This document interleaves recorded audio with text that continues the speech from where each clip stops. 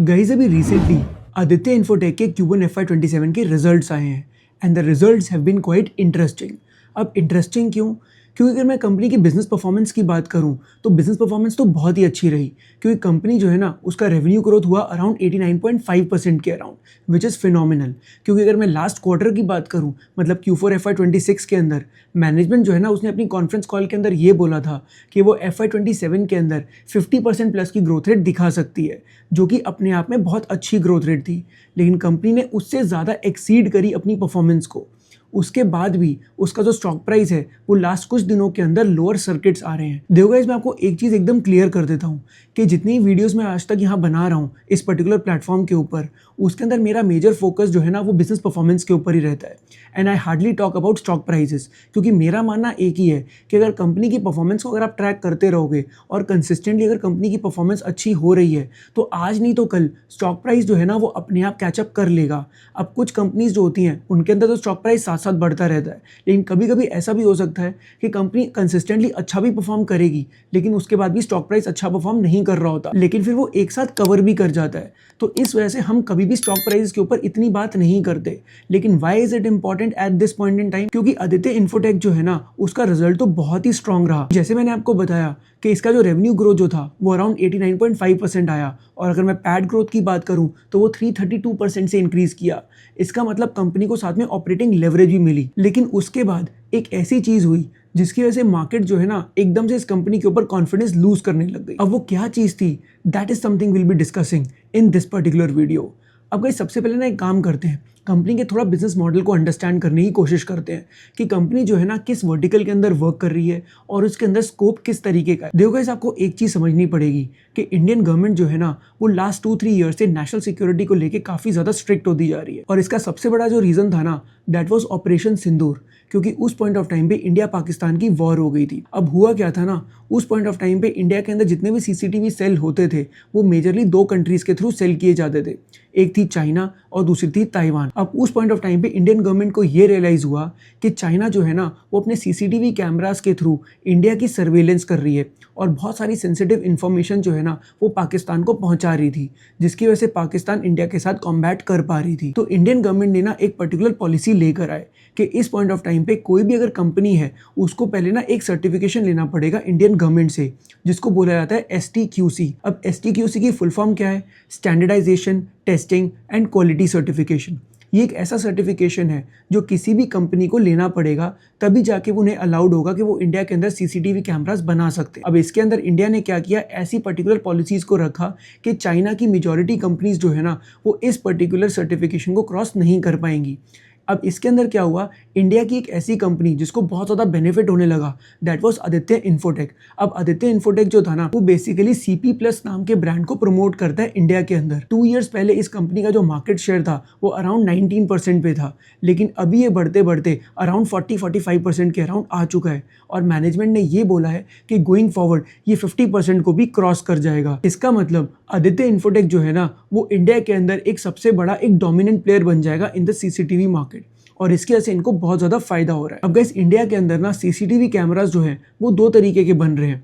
एक तो वो वाले सीसीटीवी हो गए जो बेसिकली हम हमेशा से यूज़ करते आ रहे हैं, जिनके अंदर बहुत ही लो मेमोरी रहती है और उनका रेजोल्यूशन भी इतना स्ट्रांग नहीं होता। उन सीसीटीवी कैमरा से आपको खुद ही सर्वेलेंस करनी पड़ेगी। लेकिन आज की डेट में क्या हो रहा है, एक नए टाइप के सीसीटीवी कैमरास आ चुके हैं। अब ये बेसिकली क्या कर रहे हैं, ये AI पावर्ड हैं। अब इनके अंदर क्या होगा, इनके अंदर हाई एंड चिप्स लगी होती हैं जो कि बहुत सारी बड़ी बड़ी कंपनीज जो है ना जो सेमीकंडक्टर चिप्स बनाती हैं उनसे हम इंपोर्ट करते हैं और उसके बाद इन्हें इंस्टॉल करके एक ऐसा सीसीटीवी कैमरा बनाते हैं जो क्या करेगा, खुद ही पूरे डेटा को एनालाइज करके आपको इनसाइट्स भी दे पाएगा। इसका मतलब ये कि अगर आप सीसीटीवी कैमरा जो AI पावर्ड है अगर आप अपने घर में लगाते हो तो वो ये भी आपके आसपास बता सकता है कि कौन कौन आपके घर के आसपास घूम रहा है और कोई सस्पिशियस एक्टिविटी तो नहीं है, और वो सारी डिटेल्स जो है ना आपको पूरी एनालाइज करके खुद ही आपको भेज देगा।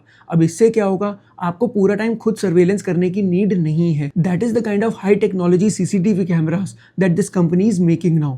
अब इसके अंदर क्या होता है ना, इसके अंदर कंपनी के मार्जिन्स भी काफ़ी बेटर रहते हैं। अब एक बात समझते हैं कि इस पॉइंट ऑफ टाइम पे ना मेजर प्रॉब्लम्स चल क्या रही हैं। गाइस आपको ये चीज़ तो पता ही है कि Q4 FY26 के अंदर क्या हुआ था, स्ट्रेट ऑफ हॉर्मुज क्लोज हो गया था। अब उसकी वजह से हुआ क्या ना कि जितनी भी लॉजिस्टिक्स कॉस्ट तो थी वो काफ़ी हद तक बढ़ गई थी। अब आपको एक चीज़ समझनी चाहिए कि जैसे कोई वॉर हो जाती है उस पॉइंट ऑफ टाइम पे जितने भी रॉ मटेरियल है ना उनके अंदर सप्लाई डिसरप्शन आ जाता है और सप्लाई डिसरप्शन की वजह से कॉस्ट जो है ना उन पर्टिकुलर रॉ मटेरियल की वो काफ़ी इंक्रीज हो जाती है and that is exactly what happened. अब साथ में ना एक और चीज़ भी हो गई। अब आपको ये चीज़ तो पता ही है कि पूरे वर्ल्ड ओवर के अंदर ना बहुत ही मैसिव डेटा सेंटर बूम चल रहा है। अब डेटा सेंटर्स जो है ना उनके अंदर सुपर कंप्यूटर्स लगते हैं। अब सुपर कंप्यूटर्स के अंदर जितनी मेमोरी चिप्स जो लगेंगी और जितनी सेमीकंडक्टर चिप्स लगेंगी वो बहुत ही हाई एंड होती हैं। तो जितनी भी सेमीकंडक्टर चिप्स थी ना उनके अंदर बहुत ही मैसिव डिमांड आ गई। अब आपको ना एक चीज़ समझनी पड़ेगी कि जितनी भी कंपनीज़ हैं जो ये सेमीकंडक्टर चिप्स को बनाती थी उन्होंने कभी भी एंटिसिपेट नहीं किया था कि इतनी मैसिव डिमांड आ जाएगी, वो भी इतनी जल्दी। अब जैसे ही ऐसा हुआ तो उन्होंने क्या किया, अपनी जितनी मैन्युफैक्चरिंग कैपेसिटी जो थी उसका पूरा फोकस किस पे कर दिया, हाई एंड चिप्स को बनाने के लिए। ये हाई एंड चिप्स कौन सी होती हैं, जैसे फॉर एग्जांपल DDR5 नाम की एक मेमोरी चिप आती है। अब ये जो चिप्स है ना ये काफ़ी ज़्यादा पावरफुल होती हैं और इसकी वजह से काफ़ी एक्सपेंसिव भी रहती हैं और इसके अंदर मार्जिन भी कंपनीज को काफ़ी ज़्यादा अच्छे मिलते हैं। तो इन कंपनीज ने क्या किया, इन्होंने अपनी पूरा फोकस जो था ना वो DDR5 की तरफ बढ़ा दिया, जिसकी वजह से जो लोअर एंड जो मेमोरी चिप्स थी उनके अंदर काफ़ी शॉर्टेज आ गई। अब गाइस एक बात समझो कि CCTV जो है ना उसके अंदर इतनी हाई एंड चिप्स नहीं लगती। उसके अंदर कौन सी चिप लगती है जो थोड़ी लोअर क्वालिटी की रहती है, जैसे DDR3। लेकिन अब हुआ क्या, DDR3 जो था ना उसके अंदर ऑलरेडी बहुत शॉर्टेज चल रही थी because of the data centre boom, और साथ में जो स्ट्रेट ऑफ हॉर्मुज जो क्लोजर हुआ उसकी वजह से इसके ऊपर और मैसिव इम्पैक्ट आने लग गया। अब गाइस समझने वाली बात यह है कि एक तरफ तो लॉजिस्टिक्स कॉस्ट काफ़ी बढ़ रही थी और दूसरी तरफ रॉ मटेरियल कॉस्ट भी बढ़ रही थी। तो मैनेजमेंट ने Q4 FY26 की कॉन्फ्रेंस कॉल में भी ये बात क्लियर बोली थी कि अभी तक तो क्या हुआ ना, Q4 के अंदर हमारे ऊपर इतना इम्पैक्ट नहीं आया है। इसका सबसे बड़ा रीज़न ये था गाइस कि Q4 FY26 के अंदर जब स्ट्रेट ऑफ हॉर्मुज क्लोज हुआ था ना तो वो हुआ था अराउंड मार्च 15 के अराउंड, और Q4 जो था वो 31 मार्च को एंड हो गया था। इसका मतलब ये कि Q4 का जो मेजॉरिटी टाइम था दैट वाज 2.5 मंथ्स, उस टाइम पे कोई भी प्रॉब्लम नहीं थी और जो रॉ मटेरियल कॉस्ट जो था ना वो काफ़ी हद तक कंट्रोल्ड ही था। और लास्ट 15 डेज़ के अंदर ही मेजर प्रॉब्लम्स आई जिसके अंदर कॉस्टिंग जो थी ना वो थोड़ी बढ़ गई होगी। इसकी वजह से मेजर इम्पैक्ट जो था वो Q4 FY26 के अंदर नहीं आया था। लेकिन मैनेजमेंट ने अपनी कॉन्फ्रेंस कॉल में ये बात क्लियरली बोली थी कि आने वाले टाइम पे ना हमारे ऊपर थोड़ा सा मार्जिन को लेके प्रेशर आ सकता है, लेकिन डिमांड साइड पे कोई भी प्रॉब्लम नहीं है क्योंकि हमारे पास जो प्रोडक्ट है ना वो बहुत ही अच्छी क्वालिटी का है। और बहुत सारे ब्रांड्स जो है ना डिफरेंट सेगमेंट्स के अंदर, जो आदित्य इन्फोटेक के डिफरेंट ब्रांड्स हैं, इन सब के अंदर आदित्य इन्फोटेक के पास ना STQC सर्टिफिकेशन भी है। तो one thing is very very clear कि मैनेजमेंट जो है ना वो डिमांड साइड से तो बहुत ही स्ट्रांग है और बहुत ही ऑप्टिमिस्टिक भी है, लेकिन मैनेजमेंट ने साथ में ये भी बोल दिया था कि हमारी जो आने वाले टाइम पे मार्जिन की जो विजिबिलिटी है वो थोड़ी सी कम हो सकती है फॉर द शॉर्ट टर्म, लेकिन हम धीरे धीरे अपने जो प्राइजेस है ना उनको आगे जाके पास ऑन कर देंगे। अब एक बार अगर इनके रिजल्ट्स की तरफ देखें Q1 FY27 के, तो आप ये समझो कि जो इनका रेवेन्यू ग्रोथ जो है तो अराउंड 89.5% आया है इस पर्टिकुलर क्वार्टर के अंदर, विच इज़ एब्सोल्युटली फिनोमिनल, क्योंकि जो मैनेजमेंट की गाइडेंस थी उससे वो बहुत ही अच्छा परफॉर्म कर रहे हैं। और साथ में अगर मैं पैट ग्रोथ की बात करूं तो इनको 332% का पैट ग्रोथ भी मिला है। इसका मतलब कंपनी को बहुत ही मैसिव ऑपरेटिंग लेवरेज ही मिल रही थी। अब सब कुछ तो सही चल रहा है इसका मतलब, तो फिर प्रॉब्लम आई कहाँ पे? क्योंकि मैनेजमेंट ने ना साथ में ये बोल दिया कि देखो एक चीज़ समझो, इस क्वार्टर के अंदर भी ना हमारा जो पैट ग्रोथ था वो उसके ऊपर इतनी खास प्रॉब्लम नहीं आई। क्यों? क्योंकि हमारे पास जो इन्वेंट्री जो थी ना वो अभी तक पुरानी वाली पड़ी हुई थी जो कि चीप थी। अब वो चीप इन्वेंट्री थी तो हमारी कॉस्टिंग जो थी वो सबसे कम रहेगी और इसकी वजह से हमारे जो मार्जिन्स थे ना वो ज़्यादा अच्छे थे। लेकिन अब हमारे पास वो जो इन्वेंट्री थी वो ख़त्म हो चुकी है। इसका मतलब अब जो भी इन्वेंट्री नहीं आएगी वो हायर कॉस्ट पे आएगी, और अगर हायर कॉस्ट के ऊपर आएगी तो गोइंग फॉरवर्ड कंपनी जो है ना वो उतने मार्जिन चार्ज नहीं कर पाएगी, और अगर मार्जिन चार्ज नहीं कर पाएगी तो कंपनी का पैट जो है ना वो उस लेवल पे इंक्रीज नहीं कर पाएगा। That means less amount of returns will be generated for the share holders. और इसी वजह से जितने भी इन्वेस्टर्स हैं ना इतने आउटस्टैंडिंग रिजल्ट आने के बाद भी कंपनी के स्टॉक को सेल कर रहे हैं, क्योंकि वो लोग ये प्रेडिक्ट कर रहे हैं कि कंपनी के जो मार्जिन्स हैं नेक्स्ट क्वार्टर के अंदर काफ़ी ज़्यादा गिर सकते हैं। और कंपनी ने साथ में ये भी बोला कि हम अपने प्राइजेस जो है ना उनको बहुत फास्ट इंक्रीज नहीं कर सकते विद रिस्पेक्ट टू कॉस्ट, क्योंकि अगर हमने ऐसा किया तो हो सकता है डिमांड के ऊपर इम्पैक्ट आ जाए। अब गाइस अगर आप मुझसे पूछो तो ये काफ़ी एक प्रूडेंट स्ट्रैटेजी है। मैं आपको एक एग्जांपल से समझाता हूँ, क्योंकि ऐसा सेम ना पॉलीकैब ने भी किया था केबल्स एंड वायर सेगमेंट के अंदर। क्योंकि 2022-23 में क्या हुआ था ना, कॉपर और एल्यूमिनियम के प्राइसेस काफ़ी ज़्यादा इंक्रीज़ कर गए थे। अब जैसे ही वो प्राइसेस इंक्रीज़ करे तो इसका मतलब ये कि इनकी रॉ मटेरियल की कॉस्ट बहुत मैसिवली बढ़ गई होगी, और अगर रॉ मटेरियल की कॉस्ट इतनी बढ़ जाएगी तो कंपनी को अगर अपने मार्जिन्स को मेंटेन करना है तो उनको प्राइसेस को इंक्रीज़ करना पड़ेगा। लेकिन पॉलीकैब की मैनेजमेंट ने क्या किया, प्राइजेस को इंक्रीज नहीं किया, ये बोल के कि हम क्या करेंगे, हम अभी प्राइजेस को कम रखेंगे जिससे हम ज़्यादा से ज़्यादा मार्केट शेयर को गेन कर पाएँ, और जितने ही बाकी के प्लेयर्स हैं उनको प्राइस को इंक्रीज करना ही पड़ेगा क्योंकि उनके पास इतनी फ्लेक्सिबिलिटी नहीं है। तो होगा क्या, हम लोग ज़्यादा मार्केट शेयर को अभी के लिए गेन कर पाएंगे, और गोइंग फॉरवर्ड हम क्या करेंगे ना, धीरे धीरे अपने जो प्राइजेस हैं उनको नेक्स्ट 2-3 क्वार्टर्स के अंदर इंक्रीज कर लेंगे, और उसके साथ साथ अब हमारे पास मार्केट शेयर भी बढ़ जाएगा और धीरे धीरे हमारे जो मार्जिन भी है ना वो भी हम प्रोटेक्ट कर पाएंगे।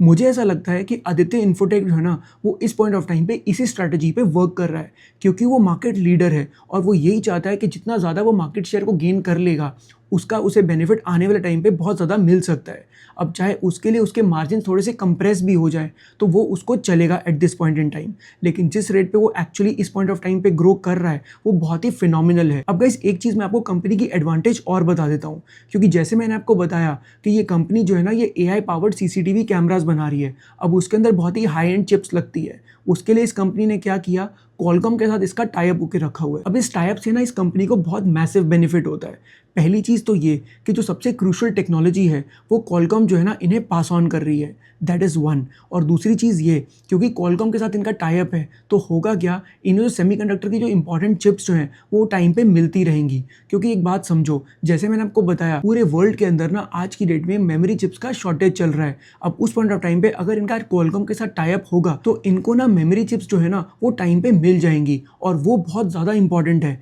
क्योंकि अगर इनको मेमोरी चिप्स ही टाइम पे नहीं मिली तो इनका रेवेन्यू ग्रोथ जो है ना वो काफ़ी हद तक रुक जाएगा। अब ये बात सही है कि शॉर्टेज की वजह से हो सकता है इन्हें प्राइजेस थोड़े से एक्स्ट्रा पे करने पड़े, लेकिन फिर भी ये लोग एटलीस्ट अपने रॉ मटेरियल को प्रोक्योर कर पाएंगे, क्योंकि बहुत सारी ऐसी भी कंपनीज हैं जिनको रॉ मटेरियल जब टाइम पे नहीं मिल पाता तो उनका पूरा प्रोडक्शन जो है ना वो रुक जाता है और उनके सारे प्लान्स जो है ना वो डीरेल हो जाते हैं। लेकिन वो एडवांटेज इस पर्टिकुलर कंपनी को मिलेगा, और यही सेम चीज़ कंपनी ने अपनी मैनेजमेंट कॉन कॉल के अंदर भी बोली थी कि हम रॉ मटेरियल को आराम से प्रोक्योर कर सकते हैं। लेकिन वही वाली बात है, क्योंकि रॉ मटेरियल कॉस्ट जो है ना वो काफ़ी बढ़ रही है और हम एकदम से प्राइजेस को इंक्रीज़ नहीं कर सकते, तो हम लोग क्या करेंगे, नेक्स्ट 2-3 क्वार्टर्स के अंदर धीरे धीरे प्राइजेस को इंक्रीज़ करेंगे। लेकिन अब देखने वाली बात ये होगी कि क्या गोइंग फॉरवर्ड, क्या अगर ये प्राइजेस को इंक्रीज़ करते हैं तो क्या इनकी डिमांड पे इम्पैक्ट आता है। कहीं ये चीज़ ना मैं आपको हमेशा से बताता हूँ कि कंपनी जो है ना वो गोइंग फॉरवर्ड 2-3 ईयर्स 4 ईयर्स बहुत अच्छा परफॉर्म कर सकती है, लेकिन वही वाली बात है, इसको ट्रैक करना पड़ेगा क्योंकि हमें ये चीज़ कंसिस्टेंटली देखनी पड़ती है गाइस कि अगर कभी भी एग्जीक्यूशन में कोई भी प्रॉब्लम आएगी तो कंपनी का स्टॉक जो है ना वो बहुत वाइडली फ्लक्चुएट करता है। और अगर उस पॉइंट ऑफ टाइम पे अगर हमारे पास अच्छी इन्फॉर्मेशन है और अगर हमें एनालाइज करना आता है कि कौन कौन से सबसे इंपॉर्टेंट फैक्टर्स हैं जिनको गो थ्रू करना चाहिए और उसके बेसिस पर ही हमें डिसीजन लेना होगा, तो ऑनेस्टली आई टेल यू आप बहुत ही ज़्यादा कॉन्फिडेंट फील करोगे जब भी आप अपनी इन्वेस्टमेंट्स को कर रहे होगे। नहीं तो वही वाली बात होगी कि जैसी स्टॉक प्राइस थोड़ा सा गिरना स्टार्ट हो जाएगा उस पॉइंट ऑफ टाइम पे एकदम से you are going to lose confidence. और आपको वो किस तरीके से ट्रैक करना होता है guys, that is something we teach in our equity research boot camp in a very detailed manner, जहां हम आपको ये बताते हैं कौन कौन से मेजर इंपॉर्टेंट पॉइंट्स जो है ना किसी भी कंपनी के अंदर अगर आप उनको देख लोगे तो आपको ये समझ आ जाएगा आने वाले टाइम पे ये कंपनी अच्छा परफॉर्म कर सकती है कि नहीं कर सकती। इस तरीके से कॉन कॉल के अंदर से इंपॉर्टेंट चीज़ें निकालनी होती है, क्योंकि आप ये समझो कि आदित्य इन्फोटेक जो है ना उसने अपनी कॉन्फ्रेंस कॉल के अंदर सिर्फ एक लाइन ये बोली कि हमें आने वाले टाइम पे ना हमारी जो मार्जिन की विजिबिलिटी है हमें इतनी स्ट्रांग नहीं लग रही है। जैसे ही मार्केट को इस चीज़ के बारे में पता लगा स्टॉक जो है ना एकदम से डाउन होना स्टार्ट हो गया। अब जैसे इतना मैसिव रिएक्शन आता है ना तो इन्वेस्टर उस पॉइंट ऑफ टाइम पे पैनिक हो जाते हैं, लेकिन उस पॉइंट ऑफ टाइम पे अगर आप ये समझ पाओगे कि कंपनी को किस तरीके से एनालाइज करना है तो आप इसके अंदर बहुत ही प्रूडेंट डिसीजन ले सकते हो, और साथ में आपको किस तरीके से अपनी पोर्टफोलियो की एलोकेशन रखनी चाहिए। गाइज एक चीज़ समझ लो, चाहे आप किसी भी कंपनी के अंदर कितने भी बुलिश हो, इसका मतलब ये नहीं है कि आप अपनी सारी नेटवर्थ का बहुत ही मेजर पोर्शन उस पर्टिकुलर कंपनी में लगा दोगे। चाहे कोई भी स्टोरी कितनी भी अच्छी हो, लेकिन मार्केट के अंदर रिस्क तो रहता ही है, क्योंकि कंपनी चाहे कितनी भी अच्छी गाइडेंस दे दे लेकिन लास्ट में एक चीज़ सबसे ज़्यादा इंपॉर्टेंट होती है कि क्या कंपनी उसको एग्जीक्यूट कर पाएगी, और उस एग्जीक्यूशन के अंदर अगर कोई भी प्रॉब्लम आती है तो उस पॉइंट ऑफ टाइम पे स्टॉक प्राइस जो है ना वो बहुत ही मैसिवली हिट करता है। इसीलिए आपको पोर्टफोलियो एलोकेशन स्ट्रैटेजी को भी समझना पड़ता है। तो आई होप आपको आज का वीडियो अच्छा लगा होगा। If you like this video, then don't forget to like, share and subscribe to the channel. I'll see you in the next one.